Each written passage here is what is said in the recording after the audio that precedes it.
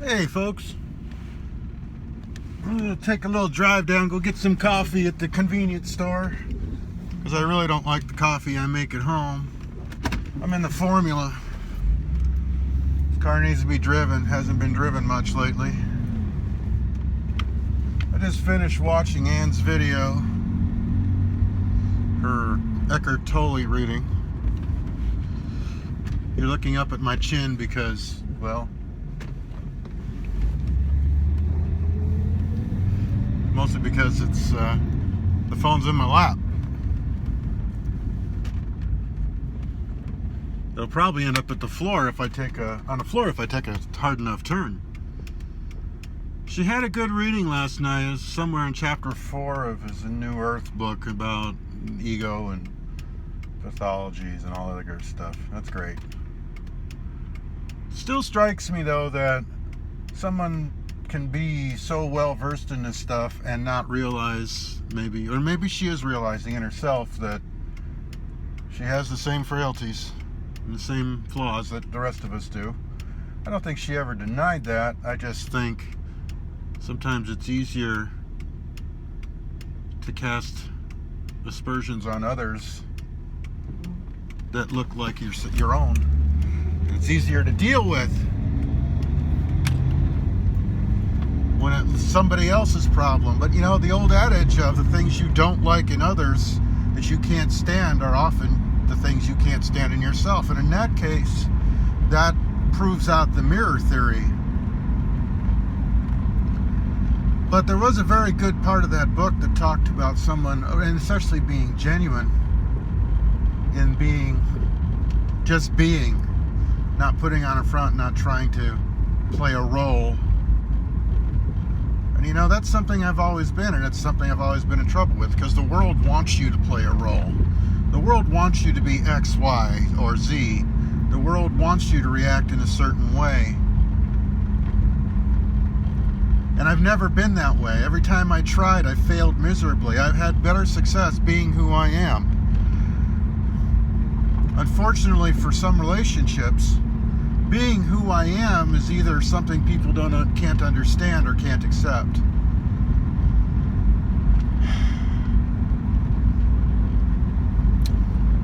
And yeah, I do. I still love her. Can't help it. Who doesn't love her? She's a pretty girl who talks about intelligent things and makes you feel better. Who wouldn't love that?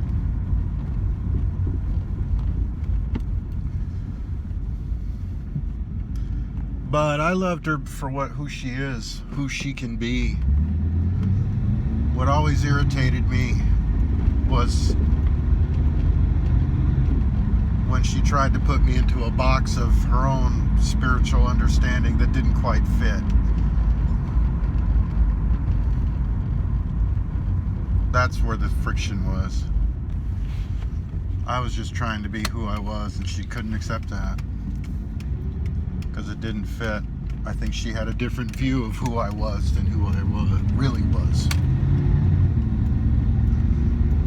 But I loved her unconditionally, even with the things that may have been disturbing. I didn't dismiss them. I made them part of what I loved. I accepted that.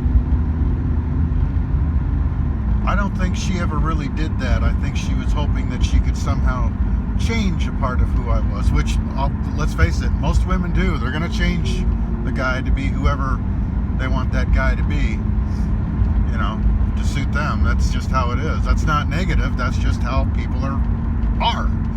You know, we all want something that's compatible and comfortable and happy and good, you know, for us. And we want nothing that challenges that. In fact, the mistake about people in love is thinking that it's never about anything but being happy and blissful all the time, that you agree all the time, that all your views are aligned all the time. Alignment comes up a lot, as a matter of fact, in the self-help industry.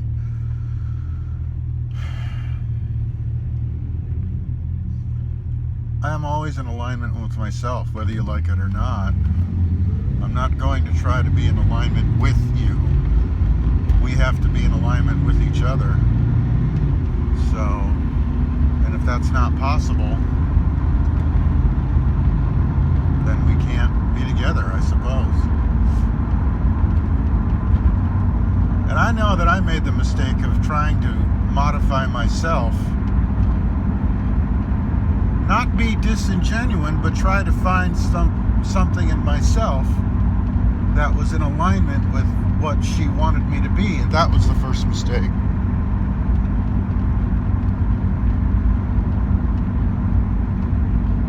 That's where my frustration and unhappiness was stemming from.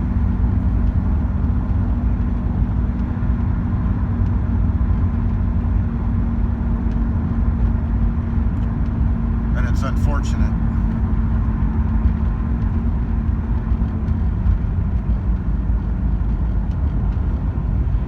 But what I ultimately wanted was maybe something she couldn't give or didn't want.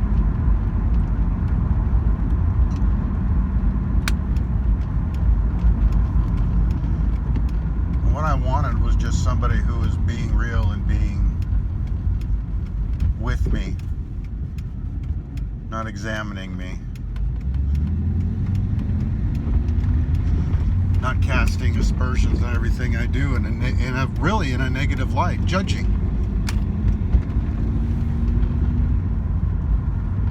As I said yesterday, nobody has a right to judge anybody else. Nobody. We all have our skeletons. We all have our hang-ups.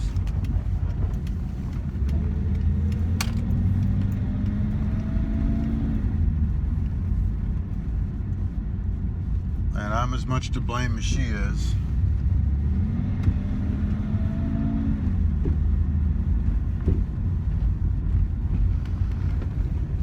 But I still love her. I don't wish she would be anything different than she was.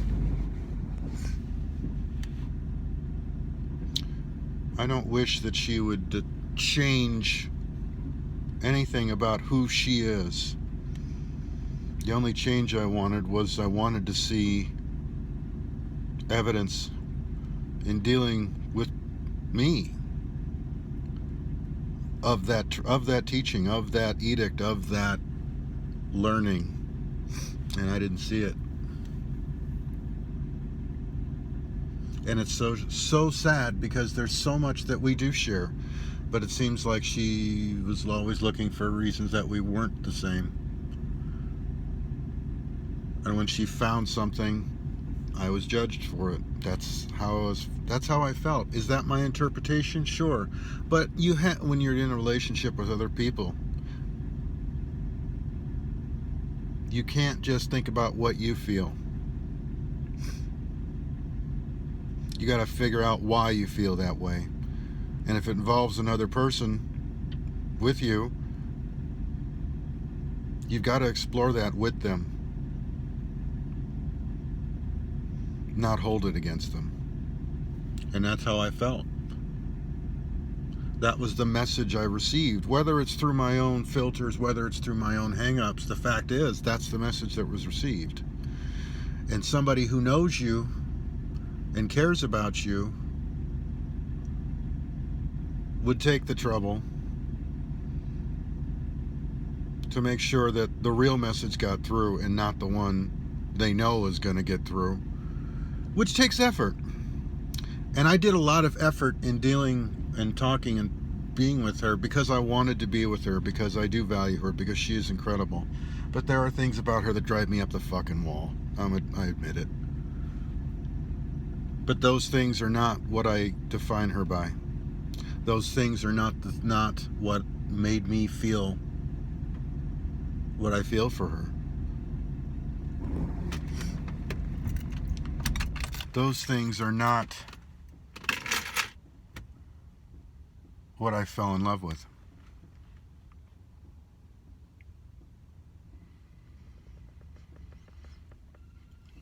I made a lot of allowances for it, and I'll say it flat out. I put up with stuff from her that often felt hurtful.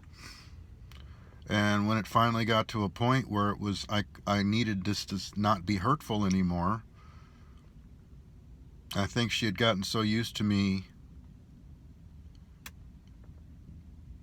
basically accepting this that when I did speak up, it was a shock. I wanted to have an honest conversation, and she didn't want to have any of it, which just made it worse. It just reinforced every negative fear, every negative fantasy that came in my head.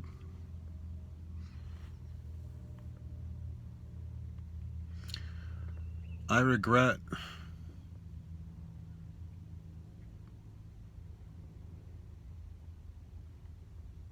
that I'm not able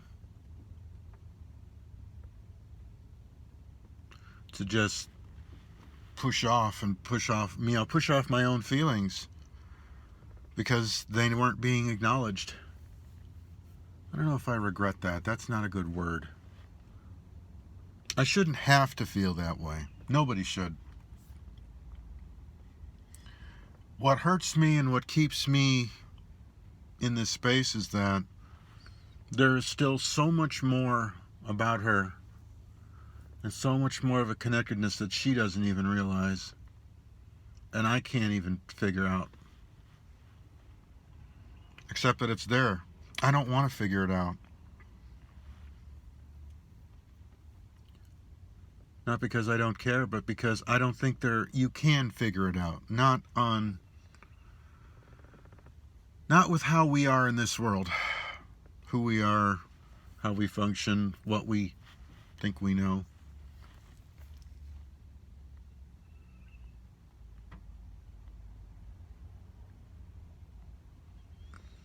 There is so much more positive that I feel about her, and it's not. I know it's real. I know it's honest. From me.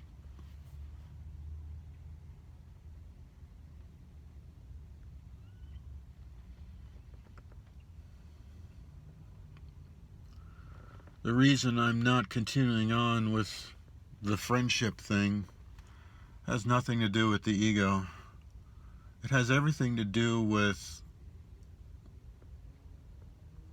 a lost opportunity, a constant reminder.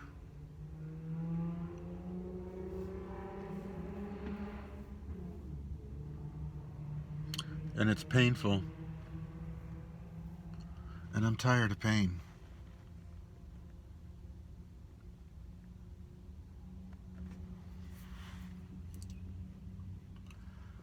You do need some pain in life. It is a growth process, but not continual pain.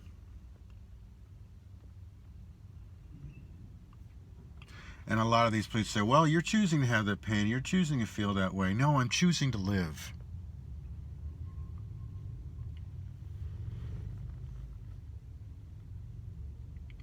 This is life. This is the realm we're in.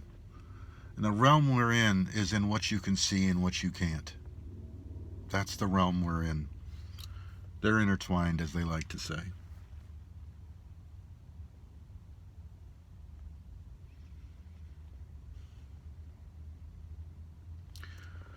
If I get down to the core of it and my core truth, what I wanted with her was I just wanted a pure, uninhibited expression of love towards each other. That's all I've ever wanted. Maybe that's too much to want.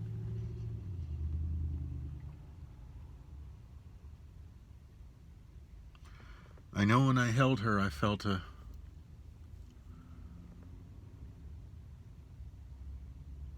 we were giving and receiving. And that felt right.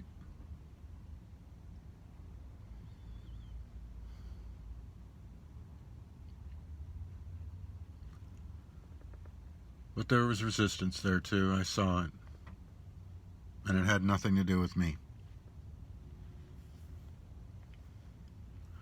And it eventually built up in me a resistance in the form of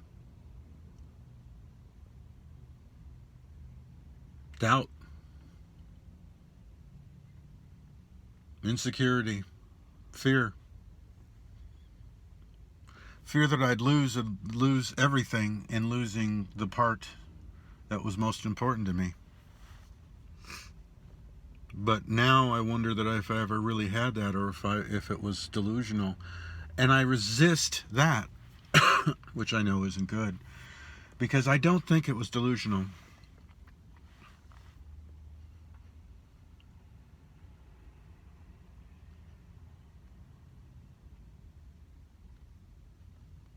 I just think it was unrealized. There's nothing I can do about it now, though. I have to let things unfold as they will unfold.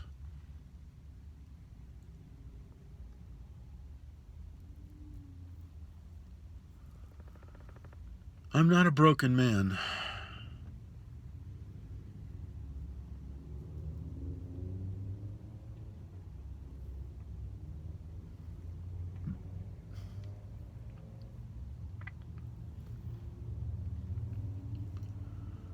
But right now, it's hard to be a happy man.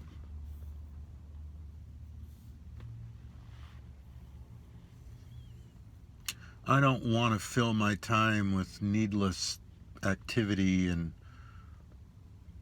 pointless ego romps.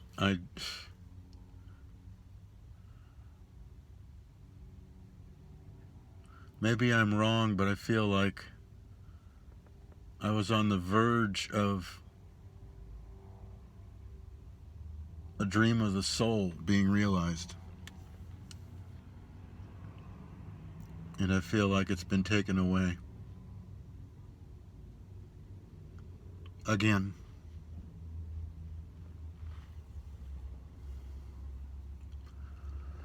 I've gotten too used to things leaving my life. Too used to people saying I'm wrong for what I feel. To the point to where I've built up such a resistance, it's almost militant. I have very little tolerance.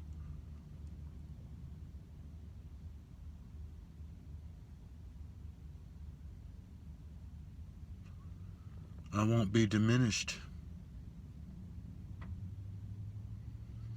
I know what I know for me is right. And call that whatever you will. Delusional, arrogant,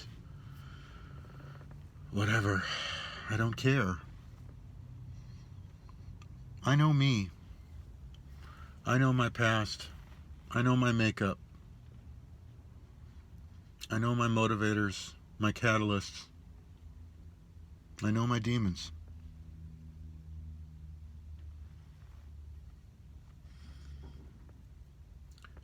I know how I feel is up to me, but I also know that it's not just about me.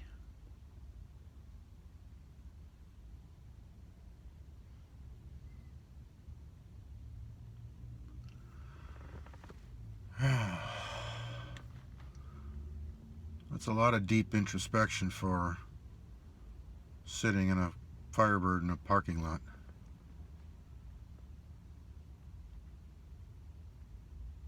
I guess the thing that annoys me the most is with the whole self-help stuff, and that is that it always seems to be so abstract that every interaction has to be a one-off, that you're here and the rest of the world is here.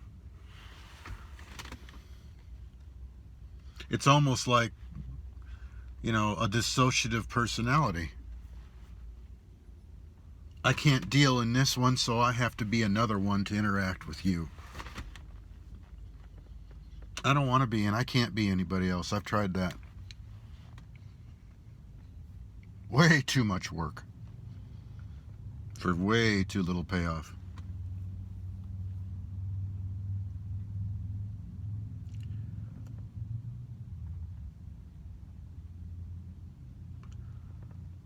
We do make our own happiness, but our own happiness many times comes from what we can gather in our world, either in whatever realm that may be.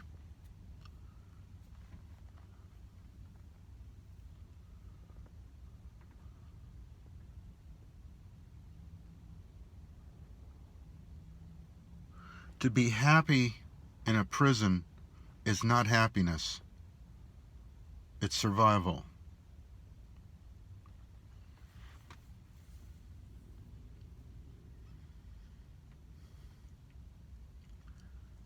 Survival is not living.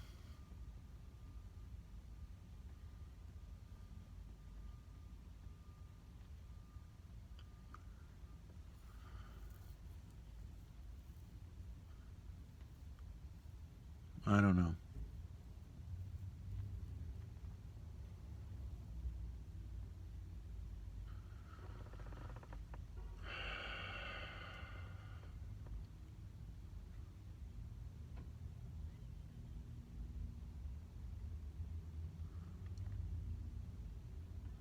Sometimes I just like to sit like I'm doing now and just kind of look around and see what the world is doing.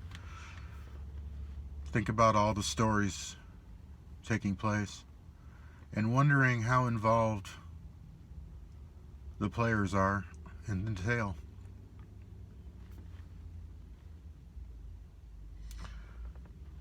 There's the couple. They're coming out of Bed Bath & Beyond. He's carrying some, looks like a mattress or a quilt set, and she's got pillows. And I'm looking at this and I'm thinking, what's going through their mind? What's he thinking? Does he really want to be here doing this today? And you know what? Maybe he does, maybe he doesn't, but he's there.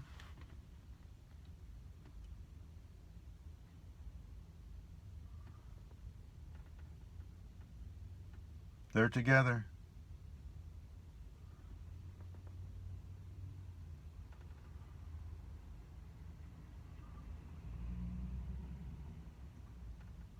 And they're unified in what they're doing, at least in this moment.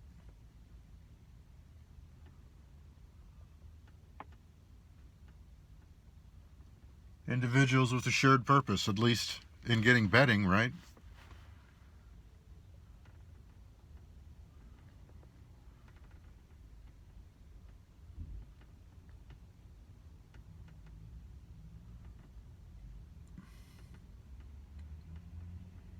There's a calm and a peace from knowing that somebody is there, that somebody shares your vision, even if it's just going to buy some sheets.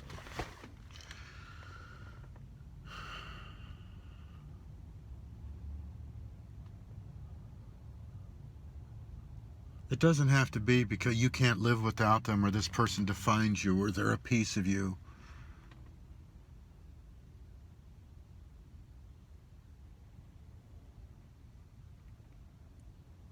Look, it's like this. Take a match, light it. In and of itself, the flame burns, as long as there's matchstick left. If you let it continue to burn on its own, eventually the flame is gone because it's exhausted all the fuel.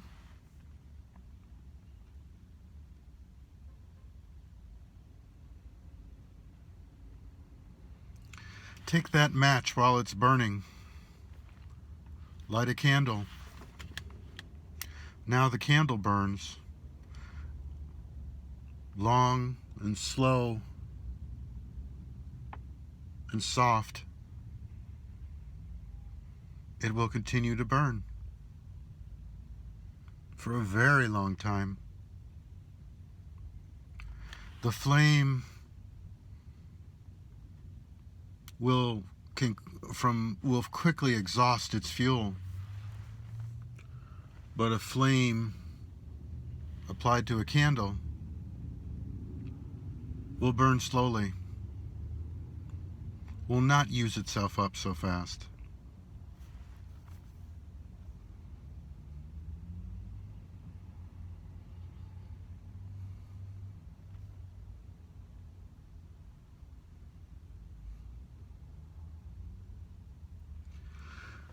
And in the context of life,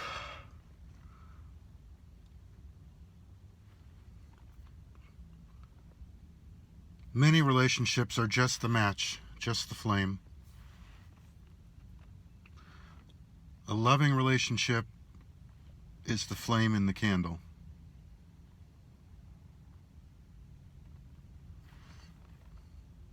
And it's a candle that never dissipates.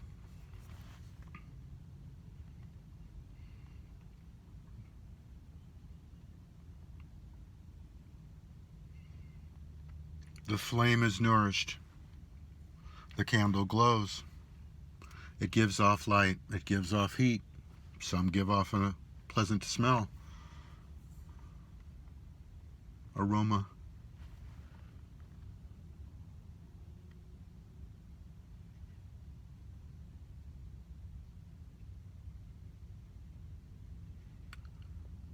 Do you want your life to be a candle or a match?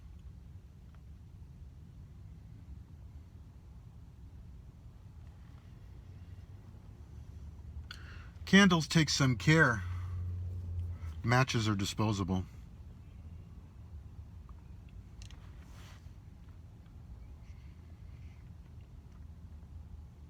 I don't view anybody as disposable.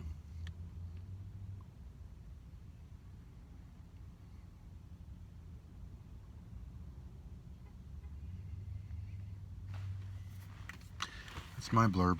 I'm gonna go get my coffee. Live and love, folks.